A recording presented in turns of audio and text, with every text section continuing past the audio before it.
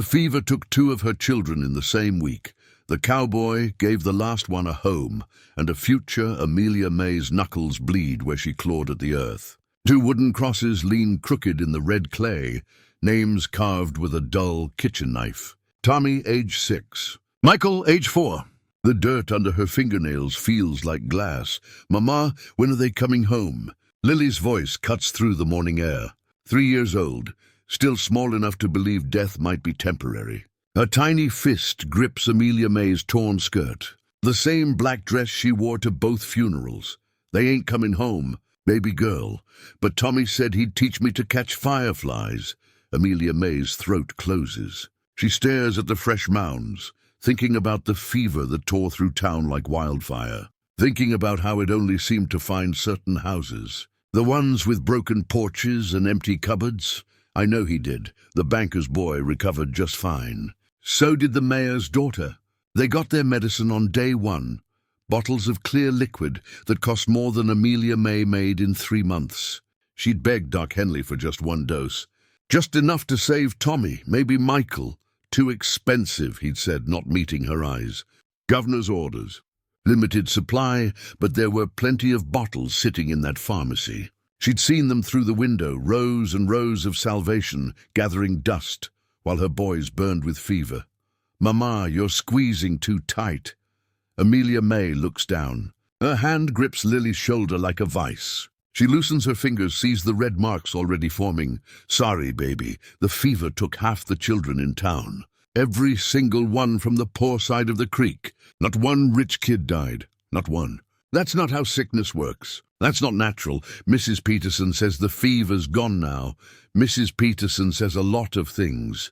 Amelia May stands, brushing dirt from her knees. The cemetery sits on a hill overlooking town, and from here she can see the governor's brother's pharmacy. The building looks peaceful in the morning light, all clean white walls and fresh paint. Are we going home now? Amelia May stares at that pharmacy, at the neat rows of bottles visible through the glass. Her boys died begging for water, their little bodies burning up from the inside, while medicine sat locked away, waiting for customers who could pay. Not yet, Lily. Mama's got some questions that need answering. The rage blooms in her chest like a black flower, slow at first, then spreading fast. The clinic door slams against the wall. Doc Henley looks up from his desk, coffee mug frozen halfway to his lips. Amelia May stands in the doorway, Lily pressed against her side. I want to know why. Amelia May, I'm sorry for your loss, but why did my boys die while the banker's son got well? Henley sets down his mug, won't meet her eyes. The fever took who it took. Ain't nothing I could do. Bullshit. What's your language around the child? Amelia May steps closer. You had medicine. I saw it through the pharmacy window. Rows of bottles. Limited supply. Had to prioritize. Prioritize what? Money? Henley's face goes red. I prioritize patients who can pay for treatment. That's how medicine works? So poor kids just die? That ain't what I said. It's exactly what you said. The clinic door opens again. Sheriff Crawford fills the frame, his hand resting on his gun belt. Big man with cold eyes and a badge that means everything in this town, heard shouting, "No trouble here, Sheriff. Mrs. Patterson was just leaving." That right, Amelia May? She turns to face Crawford. I'm asking why children died when there was medicine available. Fever's a terrible thing. Natural disaster. Natural disaster, my ass, Crawford's voice drops. You need to watch your tone. Or what? Or you might find yourself with bigger problems than grief. The threat hangs in the air like smoke. Amelia May feels Lily's grip tighten on her skirt.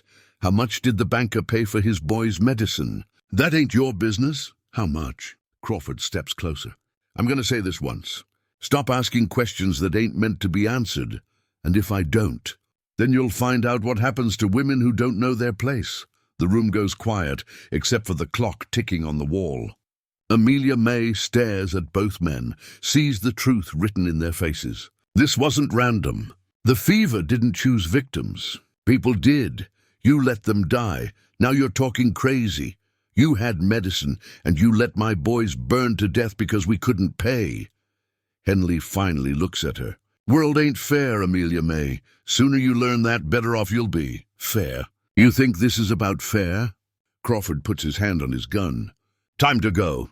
Amelia May picks up Lily, heads for the door. At the threshold, she turns back. I'll remember this conversation. See that you forget it instead. The door closes behind them with a soft click. Amelia May rocks Lily on the front porch when the stranger rides in. Dusty coat, weathered hat, horse that looks like it's traveled far. He dismounts outside the Peterson house, pulls out a small notebook. She watches him talk to Mrs. Peterson through the screen door. Can't hear the words, but sees the woman's face crumble. Peterson points toward the cemetery, then shuts the door hard. The stranger moves to the next house. Same routine. Notebook out, questions asked, doors closing. Who's that man, Mama? Don't know yet. He works his way down the street, house by house. Every family that lost children. Writing in that notebook, like he's collecting something. Amelia May counts the houses he visits. 8 so far. All poor families. All dead children. The stranger stops at her gate. Tips his hat, ma'am. Name's Jonas Wheeler. Mind if I ask you some questions? Depends what you're asking. He climbs the porch steps, moves slow like a man carrying heavy weight. Up close, she sees his eyes. Hollow, carved out, lost children to the fever. 2 boys. Jonas nods, writes something down. Same sickness hit my county 6 months back. Took my daughter. My son. Amelia May stops rocking. You lost children too? Both of them. Same fever. Same story. What story? Jonas closes the notebook. Rich kids lived. Poor kids died. Medicine sitting locked up while children burned. The words hit like cold water. Amelia May sets Lily down, leans forward. You saying this happened before? 3 counties so far. Always the same pattern. Pattern? Governor's family controls the medicine supply. Lets the fever spread in poor areas. Drives up prices. Makes them rich while we bury our babies. Amelia May's hands grip the chair arms. You got proof? Working on it. That's why I'm here. What you want from me? Jonas looks at her with those hollow eyes. 2 people carved empty by the same blade. Help me stop them before they do it again. Lily tugs at Amelia May's skirt. Mama, I'm hungry. Amelia May picks up her daughter, studies Jonas's face. Sees her own rage reflected back. Come inside. We need to talk. Jonas spreads papers across Amelia May's kitchen table while Lily sleeps upstairs. County maps, newspaper clippings, handwritten notes. Started tracking this after my kids died. Same pattern everywhere. Amelia May studies a map marked with red X's. What are these? Towns hit by the fever. All in counties where the governor's brother owns the only pharmacy. How many? 12 so far. Maybe more. Amelia May counts the X's. Each one represents dead children. They're doing this on purpose. Gets worse. Look at this. Jonas pulls out a ledger page, numbers written in neat columns. Prices before each outbreak, prices during, prices after. Amelia May reads the figures. Medicine that costs 50 cents jumps to $20 during fever season. Jesus Christ. They create the scarcity. Let kids die. Drive up demand. Make a fortune. We need to stop them. Need proof first. Real proof. What kind of proof? Jonas points toward town. Their ledgers. Order records. Has to be documentation somewhere. You talking about breaking into the pharmacy. You got a better idea? Amelia May looks at the papers scattered across her table. All those dead children. All that blood money. When? Tonight! After midnight. I can't leave Lily alone. Mrs. Peterson owes you a favor. Lost her boy, too. Amelia May nods slowly. What exactly are we looking for? Order records. Supply manifests. Anything showing they had medicine and chose not to sell it. Midnight comes fast. Amelia May and Jonas slip through the pharmacy's back door, Jonas's lockpicks making quick work of the simple mechanism. Inside, moonlight cuts through dusty shelves lined with bottles. Office is back here.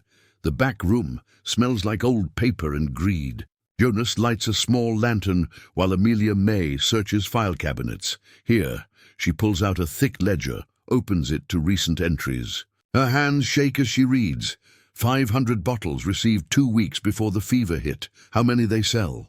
Amelia May flips pages, counts entries. 37. To families who could pay full price.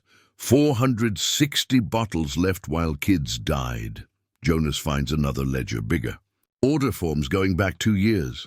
Look at this pattern, Amelia May reads over his shoulder. Large medicine orders placed weeks before fever outbreaks. Always the same counties. Always the same timing. They knew when the fever would hit because they caused it. How? Jonas points to another entry. Water supply contamination. Says here they paid for bacterial introduction in 12 county water systems. The truth hits like a physical blow. Amelia May grips the desk to stay standing.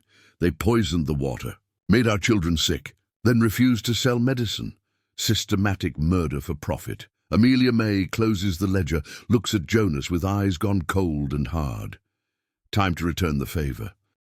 Amelia May stares at the bathroom mirror, washing blood from her hands. Behind her reflection, Tommy stands in his burial clothes, dirt still clinging to his small face.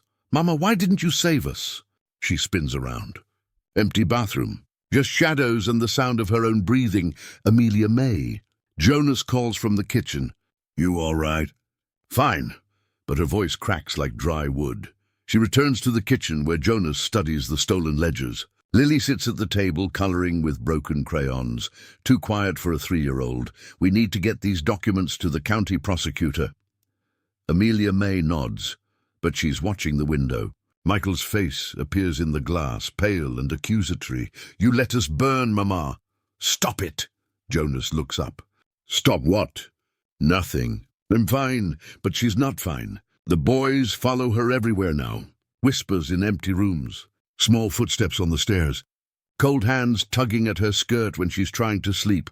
Mama, you keep talking to nobody, Lily says, without looking up from her coloring. Jonas sets down the ledger. Amelia May, sit down. I said I'm fine. No, you ain't. I've been where you are. She finally meets his eyes. What's that supposed to mean? After my kids died, I saw them everywhere. Heard them calling for me. Thought I was losing my mind. Maybe you were. Maybe. But the dead don't rest when they die wrongfully. Especially children. Amelia May laughs, but it sounds hollow. You believe in ghosts now? I believe in guilt and rage. And grief so deep it carves holes in your soul.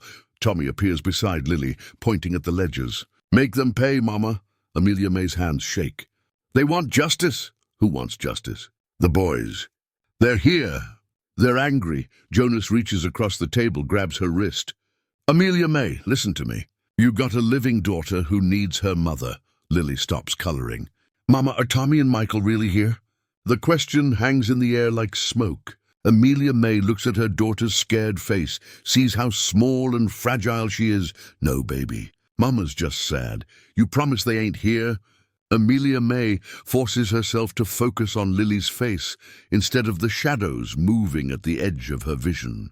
I promise, but Michael's voice whispers from the corner. Liar, Jonas stands up.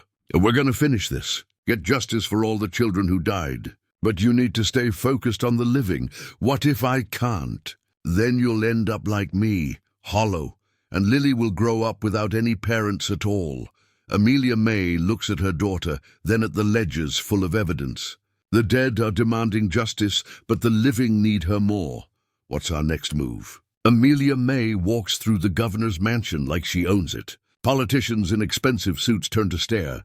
She carries the stolen ledgers under her arm, Lily's hand gripped tight in hers. Governor Matthews stands by the fireplace, whiskey in hand, telling jokes to his donors. He sees Amelia May approaching and his smile dies. Security. I wouldn't. Amelia May holds up the ledgers. Unless you want everyone here to know how you murdered children for profit. The room goes quiet. Matthews waves off his guards, forces his smile back. Mrs. Patterson, isn't it? I'm sorry for your loss. Save it. I know what you did. I don't know what you mean. Amelia May opens the ledger, reads aloud. Bacterial introduction, county water system, payment approved by Governor Matthews. Ring any bells? Matthews' face goes white. You're hysterical. Grief makes women say crazy things. Crazy. You poisoned the water supply. Let children die. Sold medicine to the highest bidder. Prove it. Already did. Amelia May holds up the ledgers. Everything's right here. Matthews signals his men. 3 guards move closer, hands on their guns. Those are stolen property. Private documents. Evidence of mass murder. Last warning, lady. Walk away. Go to hell. The first guard reaches for his weapon. Gunfire explodes from the doorway. Jonas stands there, smoking a pistol in each hand, a guard on the floor bleeding. Nobody move. Chaos erupts. Guests scream, dive for cover.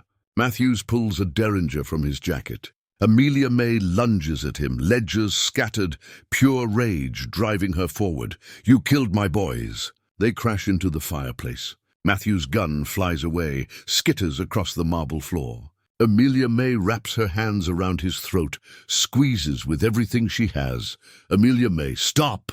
Jonas's voice cuts through her fury. She looks up, sees Lily standing in the doorway, eyes wide with terror. Mama, don't! Matthews gasps beneath her hands, face turning purple. Amelia May sees herself through her daughter's eyes, sees what she's becoming. Please, Mama, I'm scared. Amelia May's grip loosens. Matthews gasps for air, crawls away. The rage still burns in her chest, demanding blood, demanding justice. But Lily needs a mother, not a killer. Amelia May releases Matthews, stands up, shaking. Get the sheriff, the real sheriff. This ends now. Amelia May sits on her porch, watching Jonas load his horse. Matthews died 3 days ago, a heart attack during questioning. The conspiracy made front-page news in 3 counties. Justice served, but it feels hollow. You sure about this? Jonas checks his saddle straps. The ranch is good land. Clean water. No ghosts. She's all I got left. That's exactly why you got to let her go. Lily plays in the yard, chasing butterflies like nothing happened. Like her world isn't about to change forever. Amelia May watches her daughter laugh, remembers when her boys used to make that same sound. I see them everywhere, Jonas. Tommy and Michael. They won't leave me alone. They will. Once Lily's safe, how you know that? Because that's what they want. For her to have a chance. Amelia May calls Lily over. Her daughter runs up the porch steps, pigtails bouncing. Jonas is going back to his ranch. He wants you to come with him. Lily looks between them. What about you, Mama? Mama's got things to figure out here. I don't want to leave you. Amelia May kneels down, takes her daughter's hands. Remember the stories I used to tell you about adventures? About brave little girls who went exploring? Yeah, this is your adventure. Jonas has horses. And a big house. And no sad memories. Lily looks at Jonas with curious eyes. You really got horses? 3 of them. One's just the right size for little girls. Can I name her? Already got a name picked out, if you want to hear it. What is it? Hope. Lily's face lights up. Amelia May sees something she hasn't seen in weeks. Joy. Real joy. Not the careful kind children show when they're trying to make their parents feel better. Mama. Can I really go? The words cut like glass, but Amelia May nods. If you want to. Will you visit? Someday. When Mama's feeling better, Jonas helps Lily onto his horse, settles her in front of him. She looks small and fragile up there, but not scared. Excited. Take care of her, like she was my own. They ride away slowly, Lily waving until they disappear over the hill. Amelia May sits alone on her porch as the sun sets. For the first time in weeks, she doesn't see her dead boys in the shadows. The silence feels different now. Not empty, peaceful. Maybe that's what love really means. Letting go so someone else can live.